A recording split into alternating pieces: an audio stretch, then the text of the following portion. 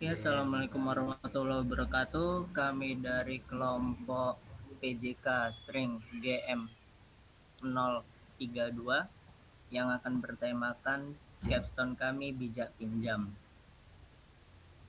Kami beranggotakan 4 orang. Yang pertama Elsa Nurwati sebagai UI UX, Rizky Algifari sebagai data analis, Wirpan Atmaja sebagai ML engineer, Yusuf Fadli Firmansyah menjadi backend engineer.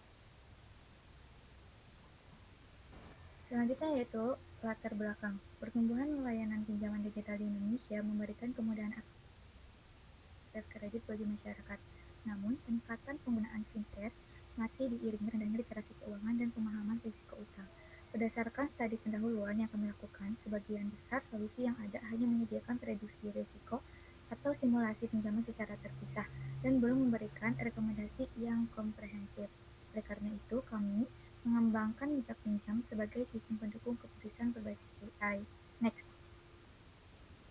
Kami memilih tema ini karena banyak pengguna mengambil pinjam tanpa memahami dampaknya terhadap kondisi keuangan mereka. Akibatnya, risiko gagal bayar dan debt trap masih sering terjadi.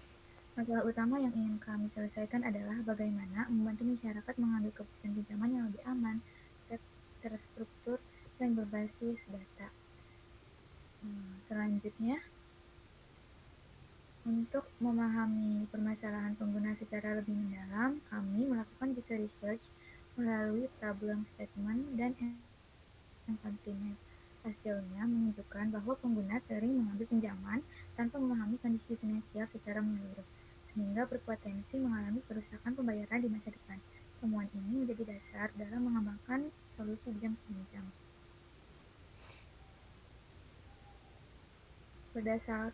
Berdasarkan hasil penelitian tersebut, kami menyusun beberapa pertanyaan, yaitu how might we. Dari proses ide ini, kami menghasilkan berbagai solusi yang berfokus pada analisis risiko pinjam, simulasi skenario pinjaman, visualisasi kondisi keuangan, serta rekomendasi finansial berbasis AI. Seluruh ide tersebut kemudian kami implementasikan ke dalam sistem bijak pinjam.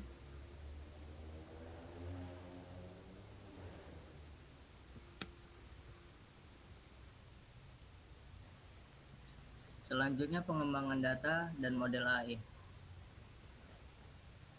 Di slide ini saya akan menjelaskan arsitektur pengambilan keputusan AI. Alurnya dimulai dari pembuatan data, preprocessing, pelatihan model, sampai menghasilkan keputusan akhir. Yang pertama, AI Generate Dataset. Kami membuat sekitar 600.000 data profil finansial nasabah dalam bentuk simulasi. Yang kedua, Pro-processing. Kami melakukan fitur engineering, lalu mengubah data kategori menjadi angka menggunakan label encoding. Setelah itu fitur numerik dinormalisasikan menggunakan standar scalar supaya skala datanya dapat lebih konsisten. Yang ketiga, Xbox Classifier. Model ini dipilih karena cukup kuat untuk data tabular dan relatif tahan terhadap outlier. Yang keempat, Predict Probability. Model menghasilkan probabilitas apakah nasabah lancar atau berpotensi macet menggunakan fungsi Predict Probability. Selanjutnya, evaluasi model dan financial health score. Di slide ini, di sisi kiri, seperti yang kita lihat, hasil evaluasi dua model yang kami uji. Yang pertama, Random Forest. Sebagai model dasar, hasil sudah cukup baik dengan akurasi 92,4%, precision 91,8%, recall 90,6%, dan F1 score 91,2%. Ini menjadi tolak ukur awal kami, namun kami tidak berhenti di situ. Kami mengoptimalkan dengan Xbox Classifier. Hasilnya naik signifikan dengan akurasi 95,7%, precision 95,2%, recall 94,1%, dan F1 score 94,6%. Bagian yang membuat bijak pinjam berbeda dari sistem kredit biasanya yaitu financial health score. Yang pertama predict probability, kedua kalibrasi score, yang ketiga kategorisasi, dan yang keempat insight otomatis.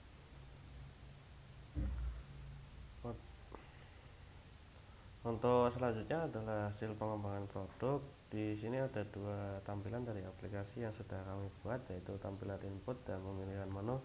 Di tampilan input dan pemilihan menu ini nantinya pengguna bisa mengisikan data-data yang nantinya data tersebut akan dijadikan sebagai fitur untuk model melakukan prediksi. Nah, di bagian kiri ada sebuah sidebar dengan pilihan 3 halaman, yaitu sudah belum punya pinjaman, sudah punya pinjaman, dan bagian halaman tentang model. Lalu untuk tampilan skor dan rekomendasi AI ini akan tampil setelah pengguna menekan tombol analisa sekarang dan mengisikan data-data tadi. Di sini akan menampilkan dari sisi risk score-nya berapa, lalu financial health score-nya berapa, beserta statusnya, dan ada rekomendasi berupa tindakan-tindakan yang dapat dilakukan oleh pengguna agar menurunkan dari segi risk score ini agar menjadi lebih sehat dari sisi keuangan.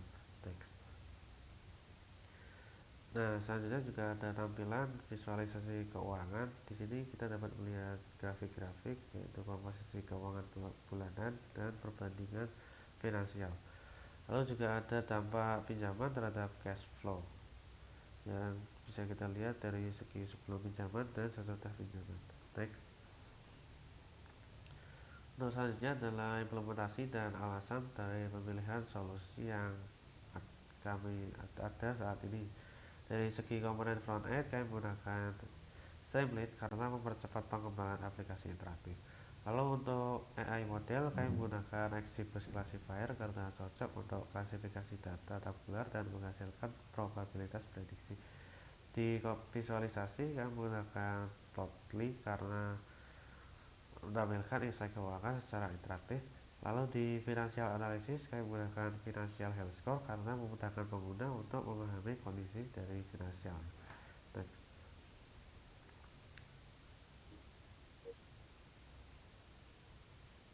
Untuk roadmap pengembangan jangka pendek 1-3 bulan itu penyempurnaan dataset, pengujian kepada lebih banyak pengguna, penyempurnaan akurasi rekomendasi. Untuk jangka menengah 3-6 bulan, penyimpanan histori simulasi pengguna, dashboard analitik yang lebih komprehensif, monitoring tren kondisi finansial pengguna. Untuk jangka panjang 6-12 bulan, integrasi dengan layanan finansial eksternal, pengembangan sistem rekomendasi yang lebih personal. Untuk penggunaannya menggunakan dengan laptop GPU RTX 4050, proses sharing data yang lumayan besar, bisa menjadikan lebih cepat. Untuk hostingnya, testing dengan streaming LED community cloud, estimasi biaya itu Rp 0 per bulan, hanya biaya internet dan listrik. Next. Untuk dokumentasi menggunakan repository GitHub dan berisi deskripsi proyek, struktur sistem, dataset dan processing, training model machine learning, panduan instalasi, panduan menjalankan aplikasi, dokumentasi fitur dan dashboard. Teknologi yang digunakan itu bahasa pemrograman Python, Streamlit, XGBoost, Pandas, Sklearn, Pilot, Joblit. Oke, terima kasih.